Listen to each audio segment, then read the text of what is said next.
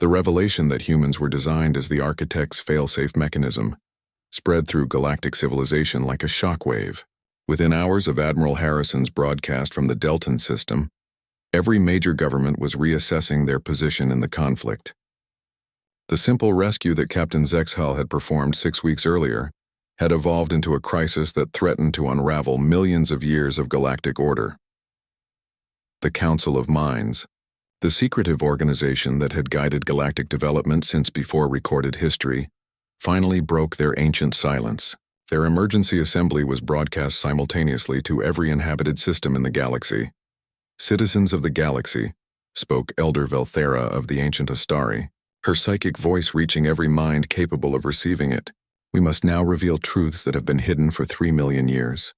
The beings you know as the architects are not the galaxy's creators but its conquerors."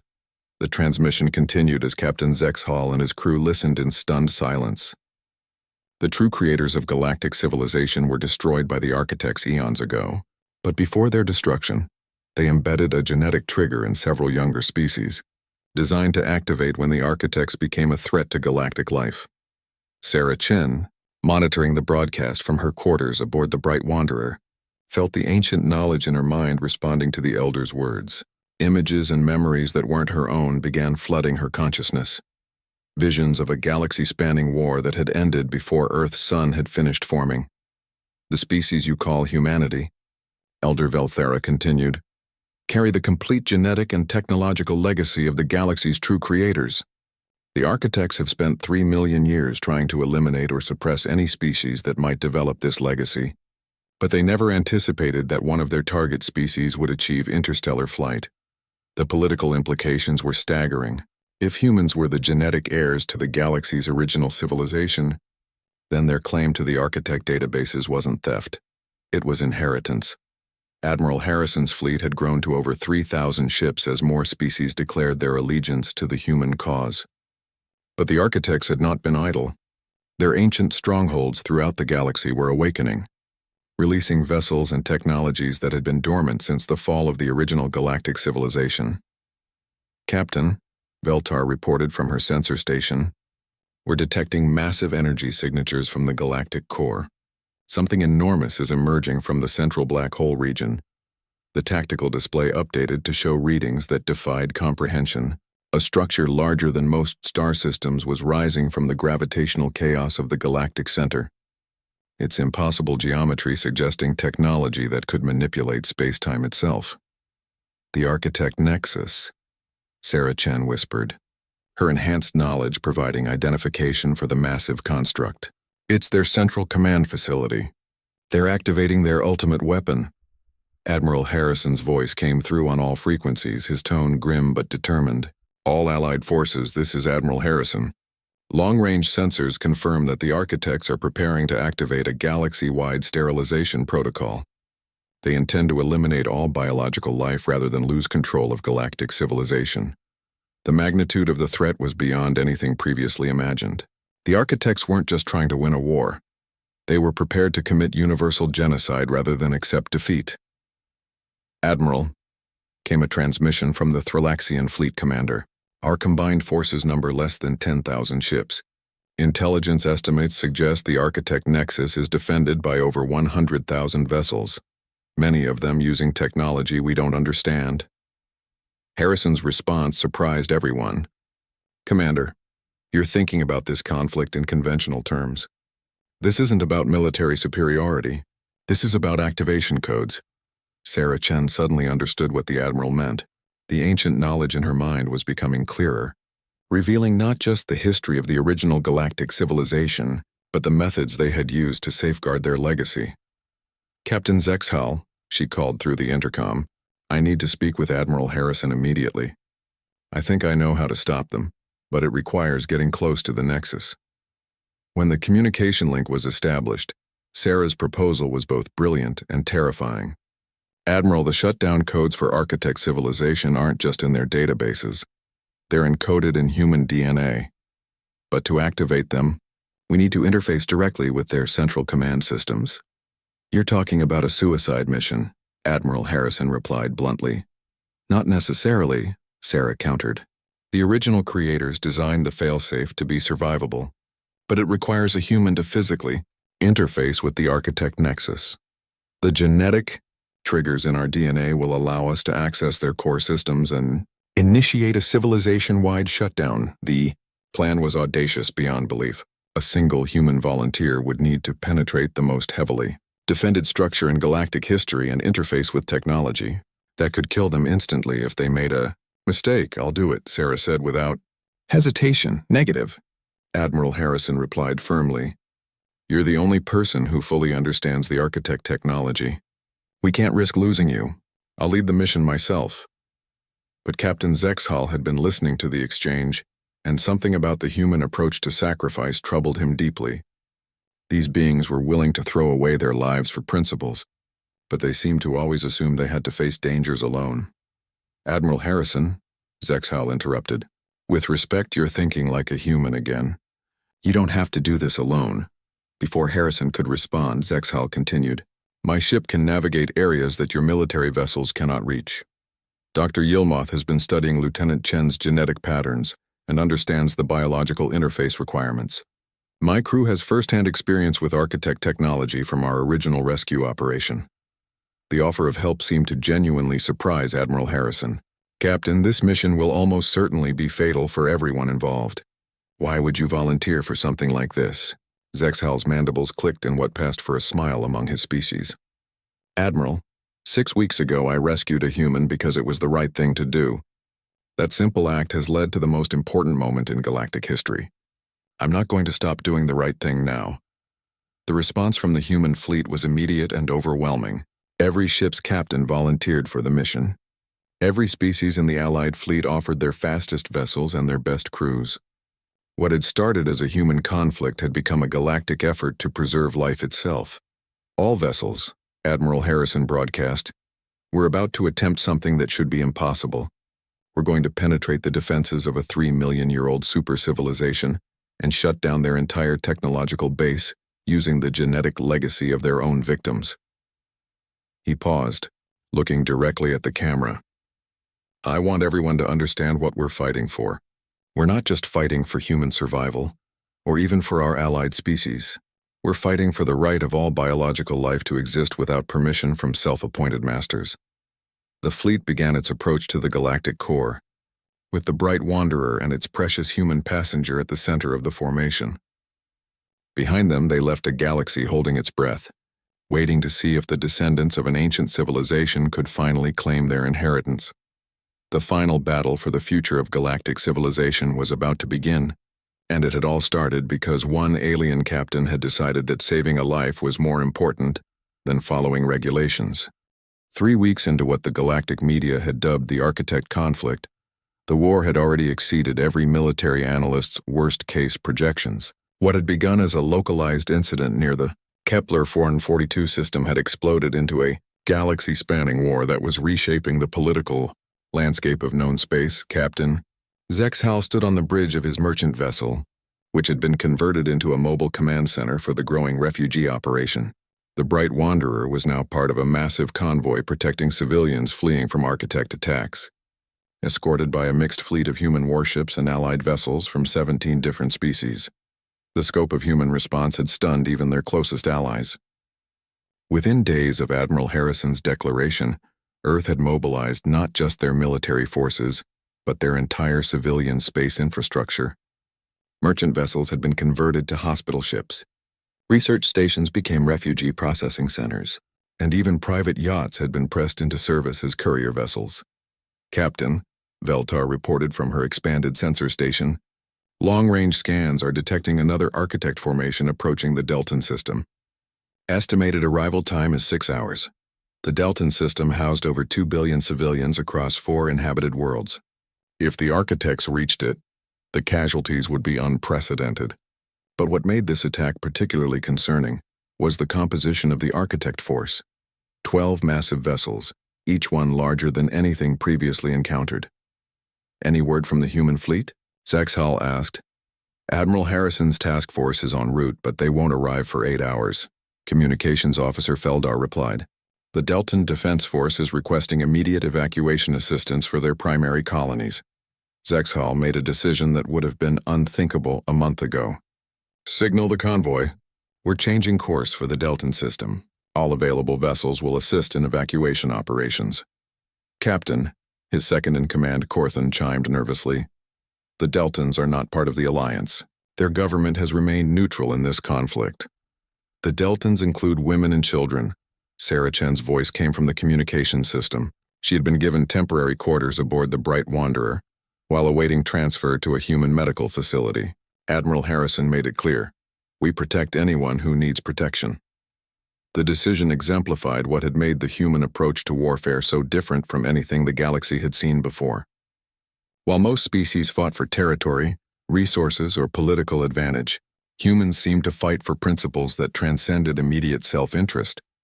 When the convoy arrived at the Delton system, they found chaos.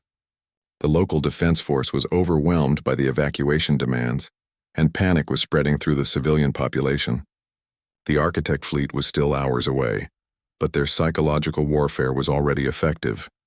This is Captain Zexhal of the merchant vessel Bright Wanderer.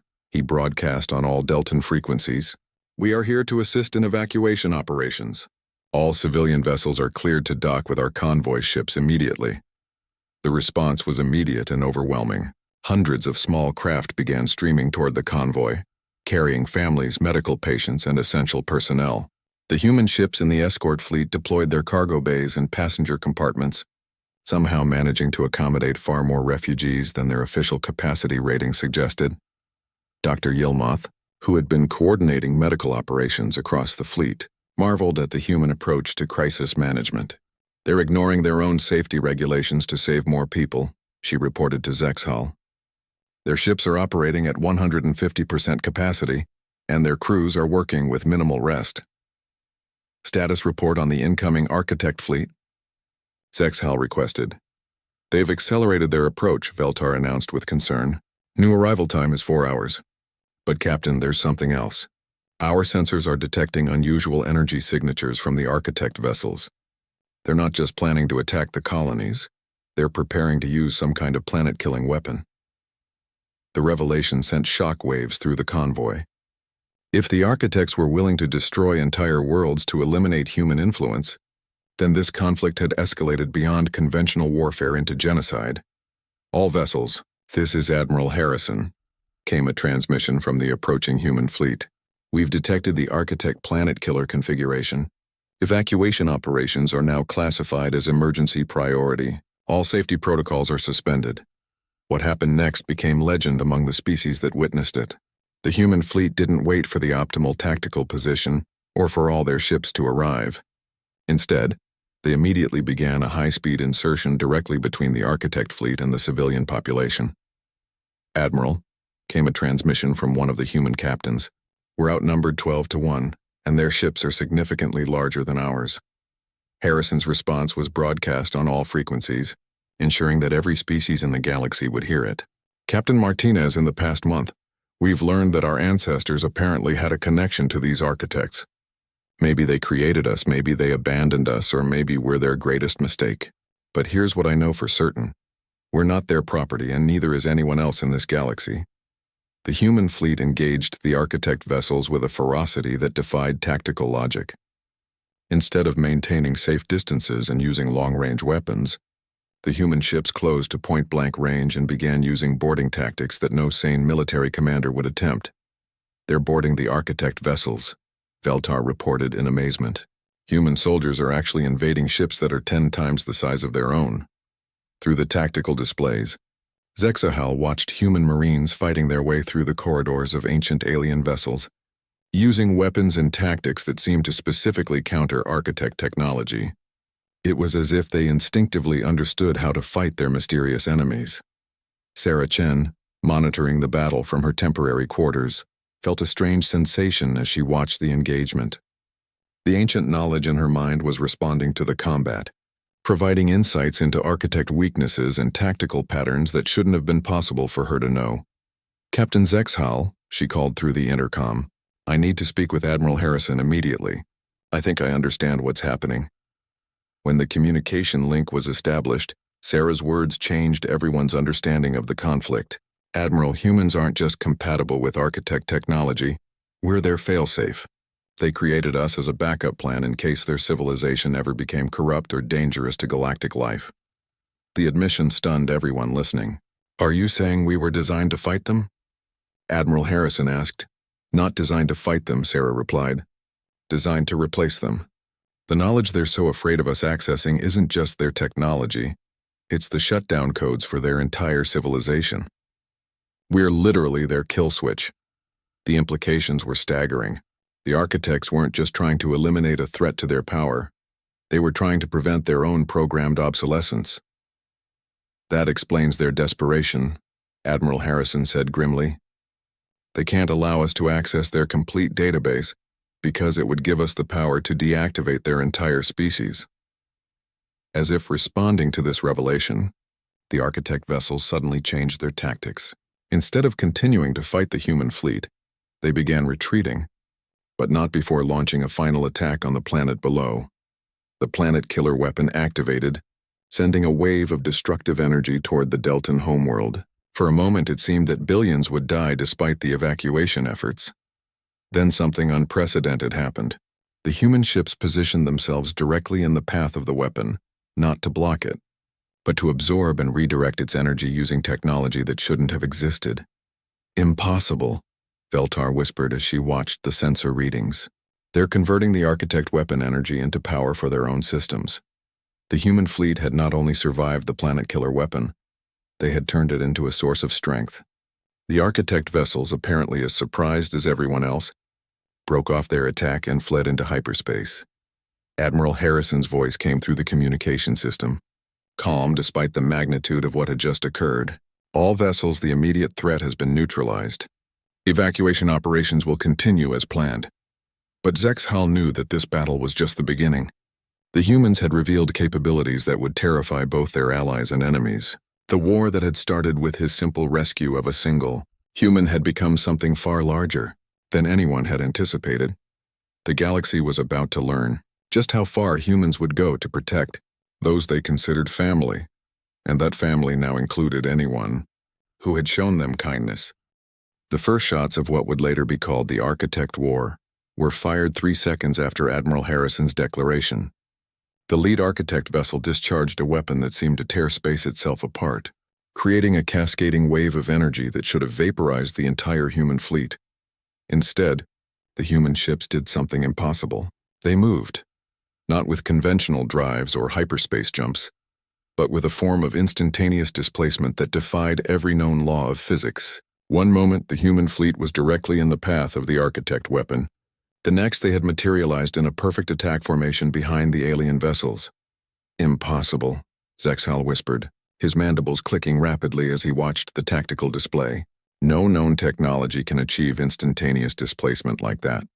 The human response was immediate and devastating.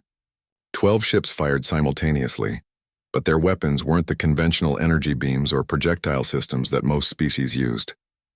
Instead, they fired what appeared to be focused gravity fields that twisted space around the architect vessels, crushing their exotic hulls like empty shells. 2 architect ships were destroyed instantly. The remaining 5 began to retreat, but the human fleet pursued with terrifying efficiency. Admiral, came a panicked transmission from one of the human ships. We're detecting massive energy buildups from the architect vessels. They're preparing to use some kind of area effect weapon. All ships, implement Protocol 7, Admiral Harrison ordered. Zexhal watched in amazement as the human ship suddenly began broadcasting a signal that caused every piece of technology in the area to shut down temporarily. His own ship's systems flickered and died for several seconds before emergency power kicked in. When the systems came back online, the architect ships were floating dead in space, their exotic energy signatures completely extinguished. Captain, Dr. Yilmoth's voice came through the intercom from the medical bay. Lieutenant Chen is requesting permission to speak with you immediately. She says it's urgent. Zexhal rushed to the medical bay, where he found Sarah Chen sitting up in her bed, her eyes bright with realization. Captain, the technology your ship detected when you found me, the jury-rigged life support system I built from medical equipment, it wasn't just human ingenuity, she said urgently. I was unconsciously using knowledge from the ancient database. The architect's technology isn't completely alien to us. We can understand it because humans are somehow compatible with their systems. The implications were staggering. If humans could naturally interface with architect technology, it explained why they had been so determined to eliminate human exploration teams before they could discover this compatibility.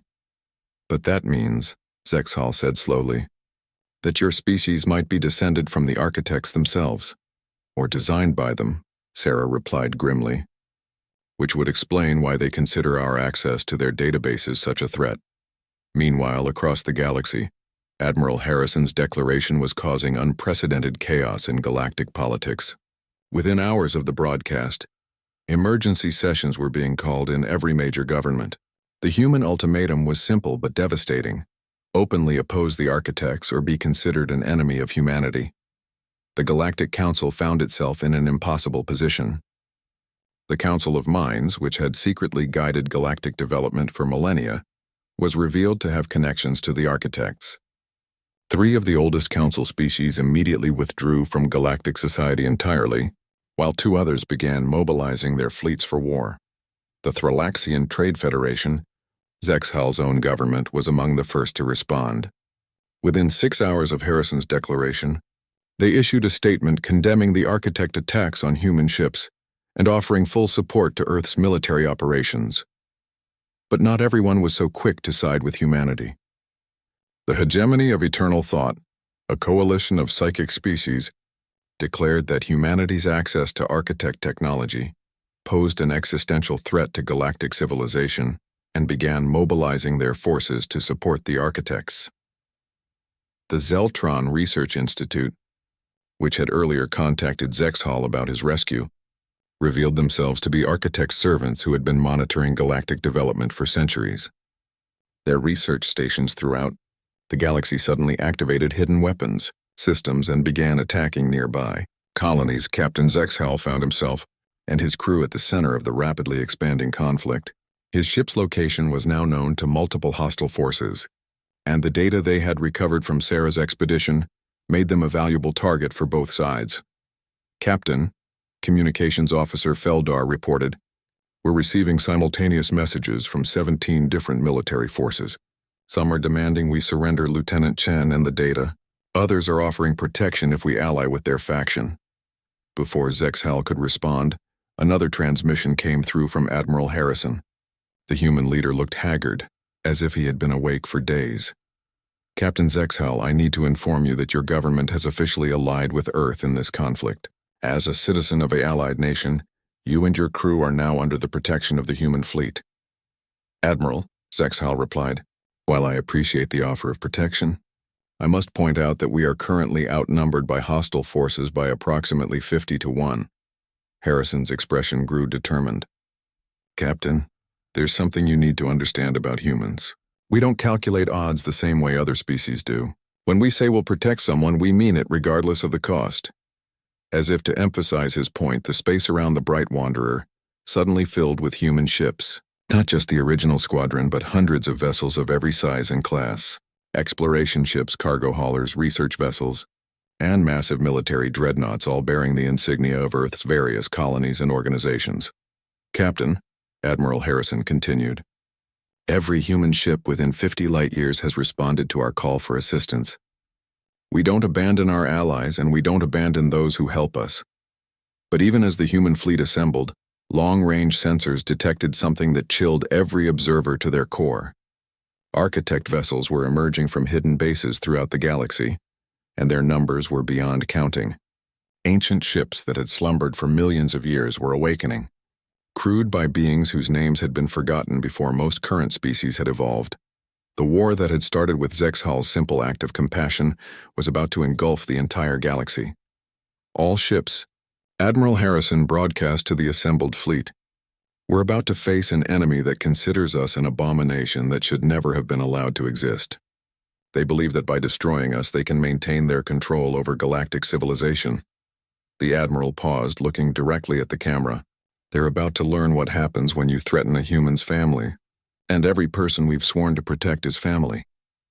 Sarah Chen, watching from the medical bay, felt a surge of pride in her species. The rescue that had started this conflict had revealed something the architects had never anticipated. Humans didn't just fight for themselves. They fought for anyone who showed them kindness, and they never forgot a debt. The greatest war in galactic history was about to begin, and it had started because an alien captain had decided to save a single human life.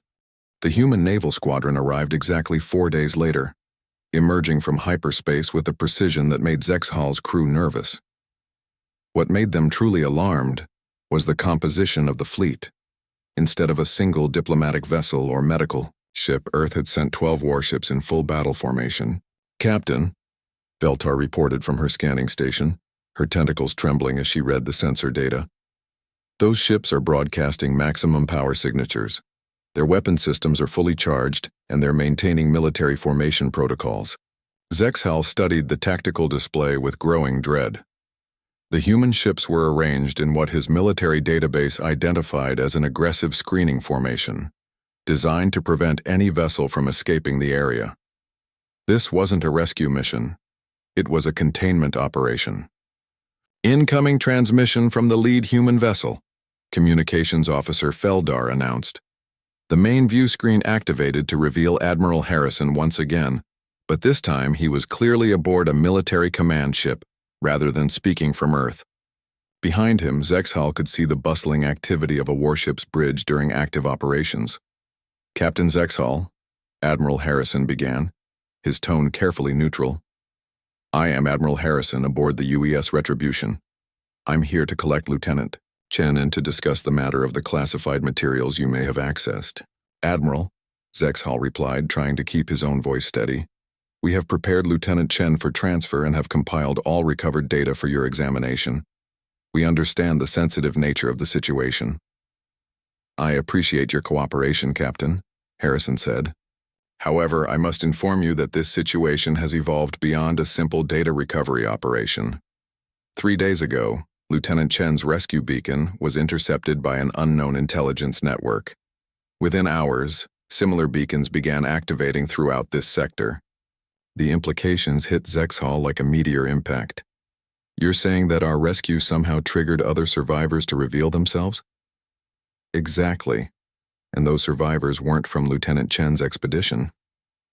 Admiral Harrison's expression grew grim. "They're from 6 other human ships that have been reported missing over the past year. Ships that we believed had been completely destroyed with no survivors." Sarah Chen, who had been listening from the medical bay, felt her blood run cold.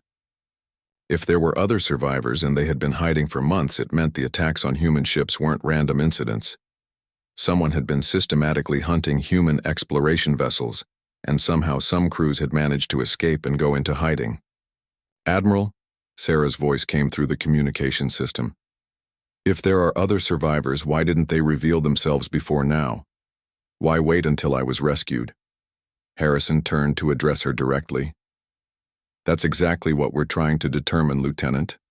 But preliminary analysis suggests that your rescue beacon was broadcasting on a frequency that served as an all-clear signal to the other survivors. They believed it was safe to reveal themselves." Zexhal felt a chill run through his exoskeleton as the full scope of the situation became clear. His rescue of one human had inadvertently exposed an entire network of hidden survivors, potentially putting them all at risk.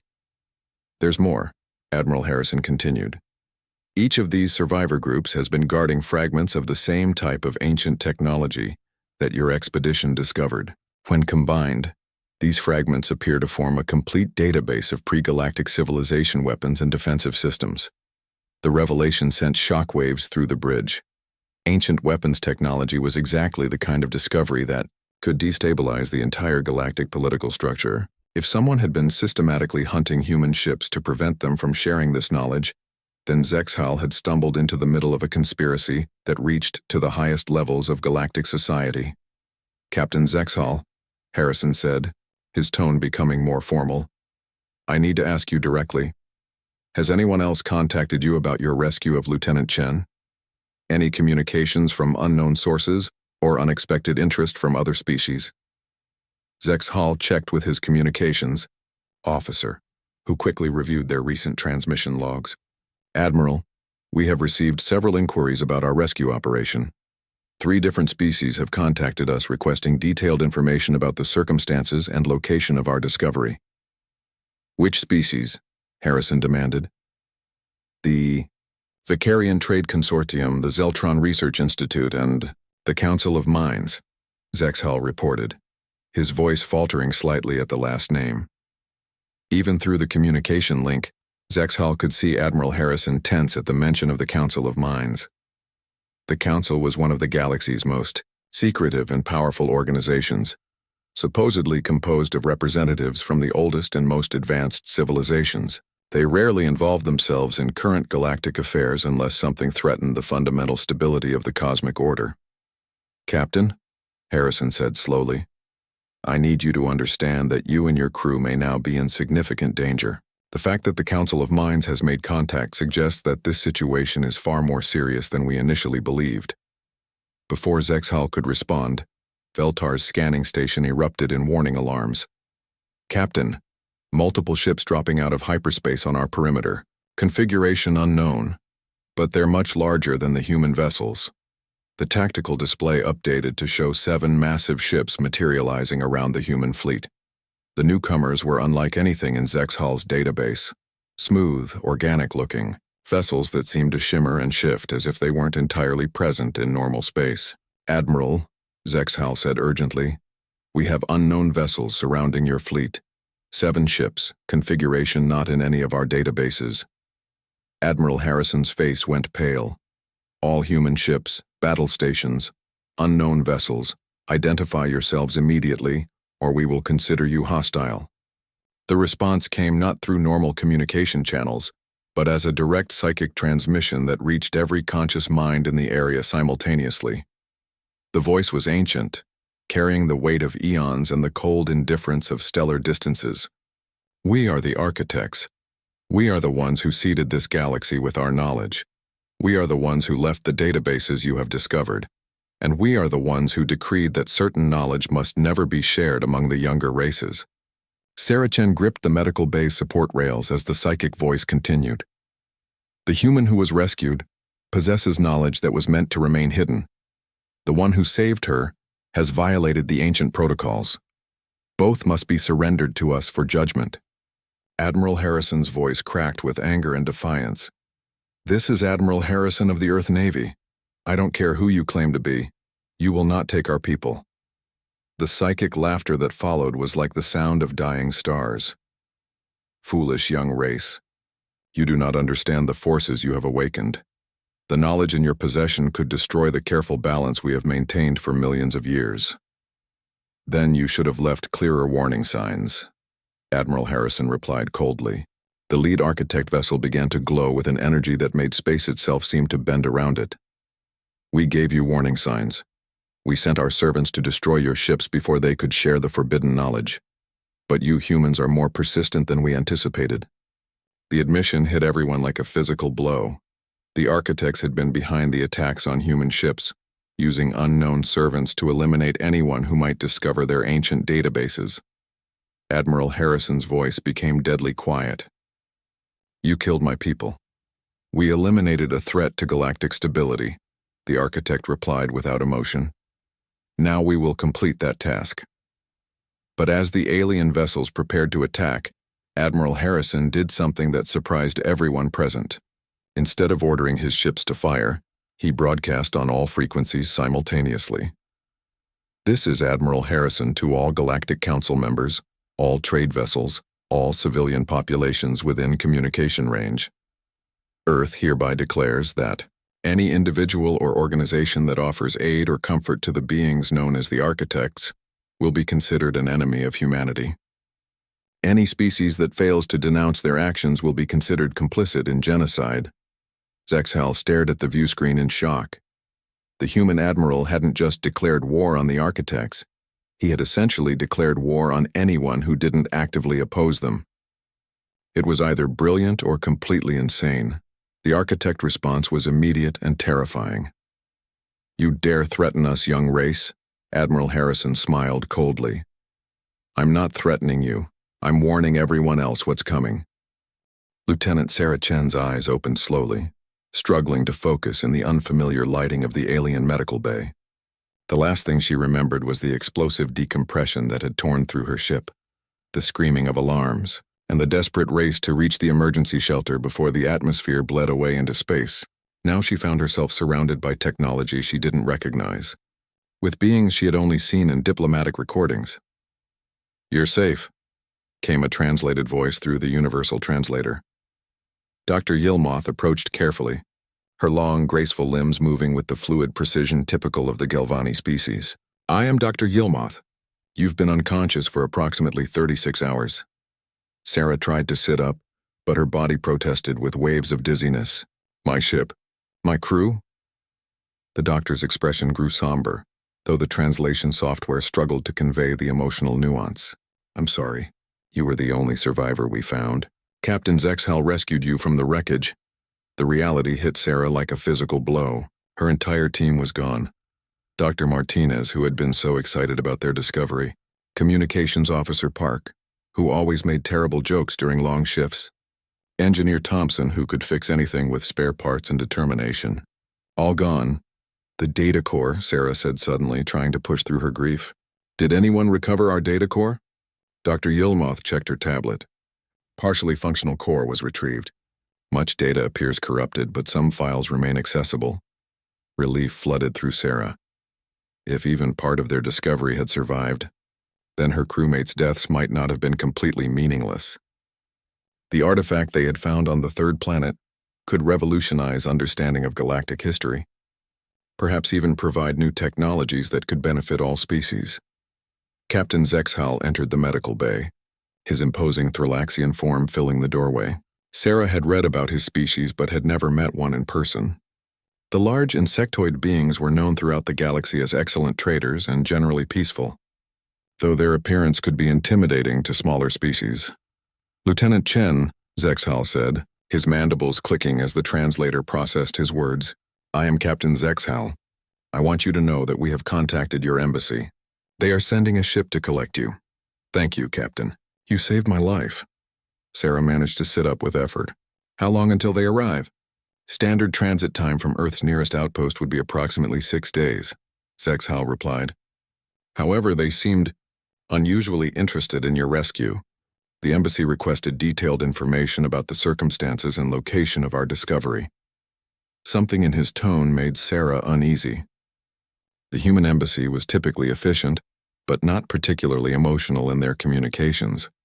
If they were showing unusual interest, it might mean they understood the significance of her mission better than she had realized. "Did you tell them about the attack on our ship?" Sarah asked. Zexhal's antennae twitched.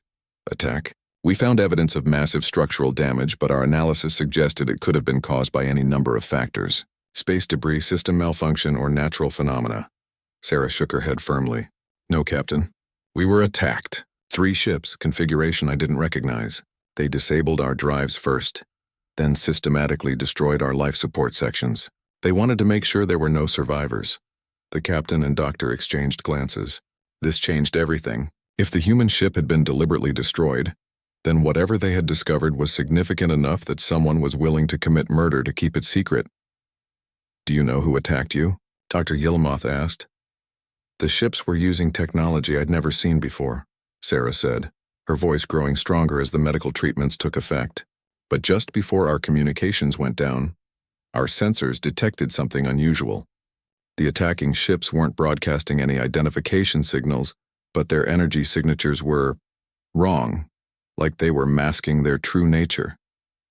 Zexhal felt a growing sense of unease. In his 40 years of space travel, he had learned to recognize the signs of galactic politics at work. If mysterious ships were destroying human research expeditions, then there were forces at play that went far beyond simple piracy or territorial disputes. "Captain," Communications Officer Veltar's voice came through the intercom. "We're receiving a priority transmission from Earth. They're requesting immediate communication with the human survivor." "Patch it through to the medical bay," Zexhal ordered. The holographic display activated, revealing a stern-faced human male in military uniform. Sarah recognized the insignia of Admiral Harrison, one of Earth's senior naval commanders. His presence in this communication was highly unusual and deeply concerning. "Lieutenant Chen," Admiral Harrison said without preamble, "I need you to confirm your identity. and provide your mission authorization codes immediately. Sarah rattled off the required information, her military training overriding her confusion about the Admiral's urgent tone. Confirmed, Harrison said after a moment. Lieutenant, listen carefully. What I'm about to tell you is classified at the highest levels. Your mission was not just archaeological research. You were investigating reports of ancient weapons technology that could potentially threaten galactic stability. The revelation hit Sarah like a thunderbolt. She had known their discovery was significant, but she hadn't realized it was considered a potential weapon. Admiral, our data suggests the artifact is some kind of ancient database. Not a weapon, Sarah said. Negative, Lieutenant. Our analysis of your preliminary reports indicates the database contains construction schematics for technology that could revolutionize warfare. The fact that you were attacked confirms our suspicions that other parties are aware of this discovery. Admiral Harrison leaned forward, his expression growing even more serious. Lieutenant, I need to ask you directly. Did the beings who rescued you access your ship's data? Sarah glanced at Captain Zexhall, who was listening with growing alarm. They recovered what they could of our data core, yes. They were trying to help understand what happened to us. The Admiral's face darkened. I see. Captain Zexhall, I presume you can hear this transmission? Yes, Admiral, Zexhall replied carefully. Captain, while Earth appreciates your rescue of our citizen, I must inform you that you may have inadvertently gained access to classified military technology. This creates a rather complicated situation. Zexhall's mandibles clicked rapidly, a sign of agitation among his species. Admiral, we have no interest in your military secrets. We simply rescued a survivor and attempted to preserve what data we could for investigative purposes. I understand your intentions were noble, Captain, Admiral Harrison said.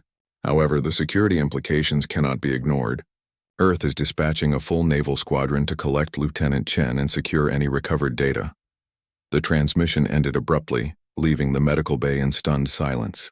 Zexhall realized with growing horror that his simple act of rescue had somehow triggered a military response from one of the galaxy's most unpredictable species.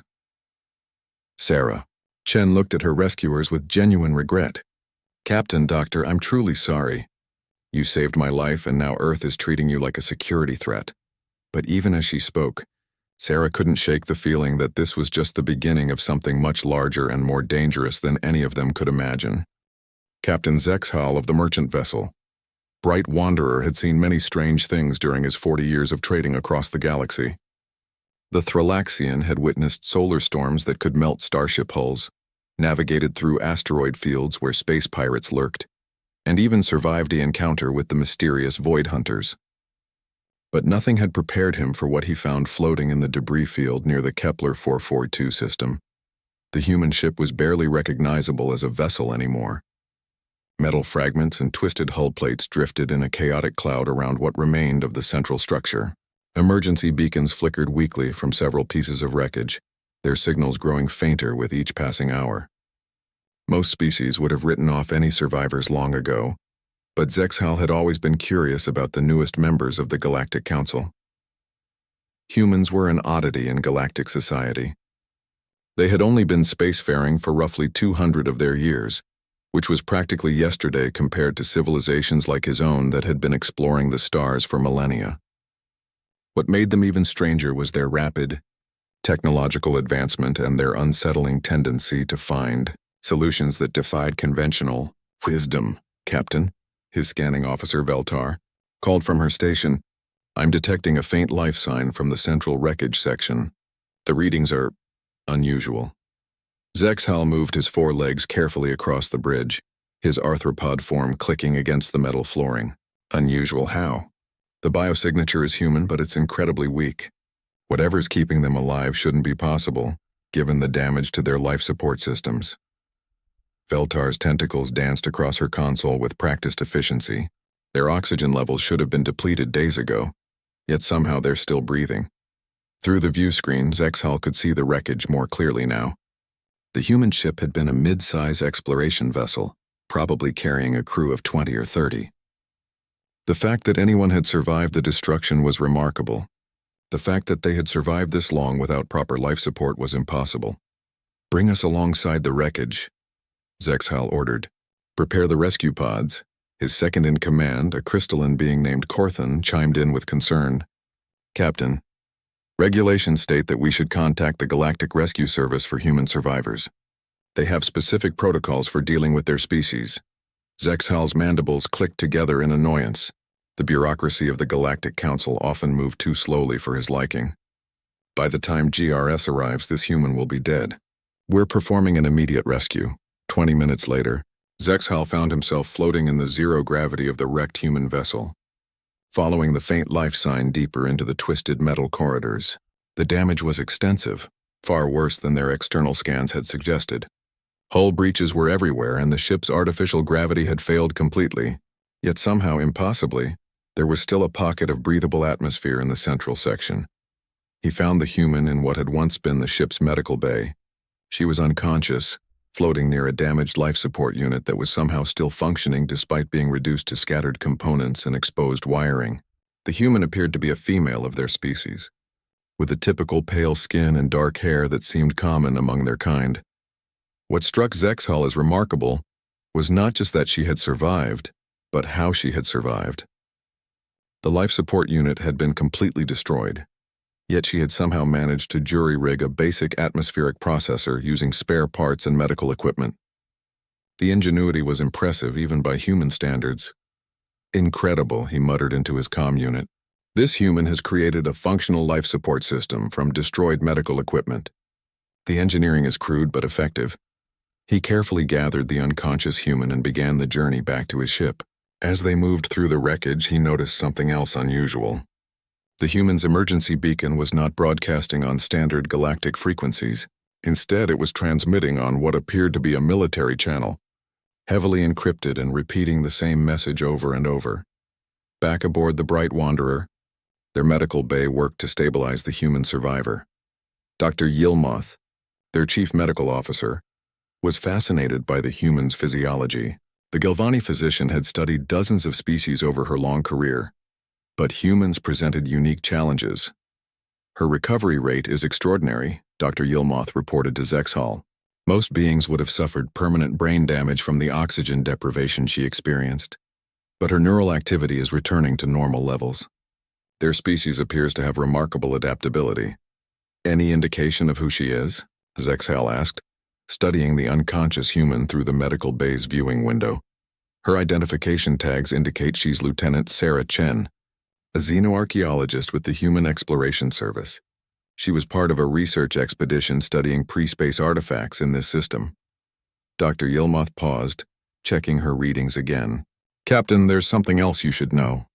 Her ship's computer core is still partially functional, and I've been able to access some of their mission logs." Zexhal's attention sharpened. "What did you find?" "They weren't just studying artifacts. According to their classified files, they had discovered something significant. Something that they believed could change the balance of power in the galaxy." The doctor's voice carried a note of concern. "The mission log suggests they were attacked deliberately, not by pirates or natural phenomena." The implications of this revelation sent a chill through Zexhal's exoskeleton. If the human expedition had been deliberately destroyed to prevent them from sharing their discovery, then rescuing their survivor might have unintended consequences. But he had acted according to his moral principles, and he would not regret saving a life. "Continue monitoring her condition," he told Dr. Yilmoth. "I'll contact the human embassy and inform them of our rescue. They'll want to know that one of their people is safe." As Zexhal walked back to his bridge, he felt pleased with his decision to rescue the human. It was the right thing to do, regardless of any complications that might arise. He had no way of knowing that his act of compassion would soon trigger a chain of events that would shake the very foundations of galactic civilization. The message he was about to send to Earth would be the first domino in a sequence that would reveal just how protective humans could be of their own kind.